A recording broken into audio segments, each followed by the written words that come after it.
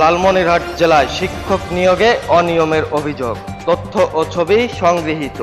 লালমনিরহাটের আদিতবাড়ী উপজেলায় সহকারী প্রধান শিক্ষক নিয়োগে অনিয়মের অভিযোগ তুলে সংবাদ সম্মেলন করেছেন অভিভাবক ও এলাকাবাসীরা। রোববার 28 এপ্রিল দুপুরে উপজেলার গোবর্ধন হায়দারিয়া উচ্চ বিদ্যালয় মাঠে সংবাদ সম্মেলনে এ অনিয়ম দুর্নীতির বিচার দাবি করেন স্থানীয় অভিভাবকরা।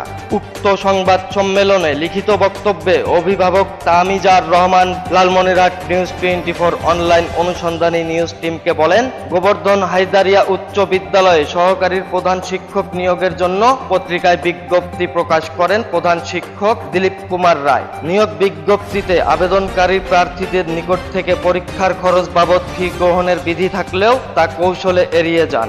কোনো ধরনের ফি ছাড়াই আবেদনকারীদের আবেদনপত্র অনুমোদন করেন তিনি।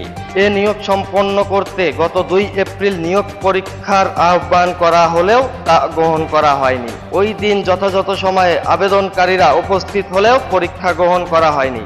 এদিকে পরীক্ষা গ্রহণ ছাড়াই ওই দিনে তাদের পছন্দের প্রার্থী মহসেনা বেগমকে নিয়োগপত্র প্রদান করে, যা নিয়ম বহির্ভূত বলেও সংবাদ সম্মেলনে দাবি করেন অভিভাবকরা। উক্ত নিয়োগপত্র প্রাপ্ত সহকারী প্রধান শিক্ষক মহসেনা বেগম যোগদান করাতে গত 4 ও 5 এপ্রিল সভা করেন বিদ্যালয়টির পরিচালনা কমিটির সদস্যরা। তবে উক্ত সভায় 10 জন সদস্যের মধ্যে মাত্র 5 জন স্বাক্ষর করেন, যা বিধিসম্মত নয়।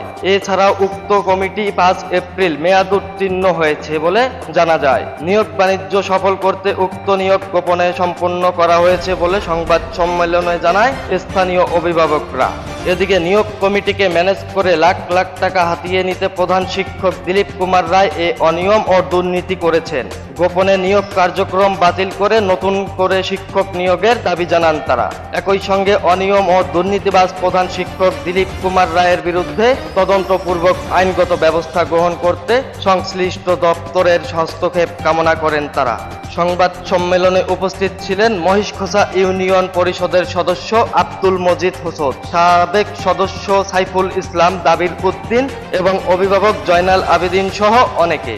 উক্ত বিষয়ে গোবর্ধন হায়দারিয়া উচ্চ বিদ্যালয়ের প্রধান শিক্ষক দিলীপ কুমার রায় লালমনিরহাট নিউজ 24 অনলাইন অনুসন্ধানী নিউজ টিমকে বলেন, উক্ত নিয়োগে সুপারিশ প্রাপ্ত সহকারী প্রধান শিক্ষক মহসেনা বেগমের যোগদান সভায় বিদ্যালয় পরিচালনা কমিটির 10 জন সদস্যের মধ্যে মাত্র 5 জন স্বাক্ষর করেছেন, যা বিধিমতো কোরাম হয়েছে কিনা ঊর্ধ্বতন কর্মকর্তারা ভালো জানবেন। বিষয়টি ঊর্ধ্বতন কর্তৃপক্ষকে অবগত করে তাদের নির্দেশনা মোতাবেক পরবর্তী কার্যক্রম পরিচালনা করা হবে বলে দাবি করেন তিনি।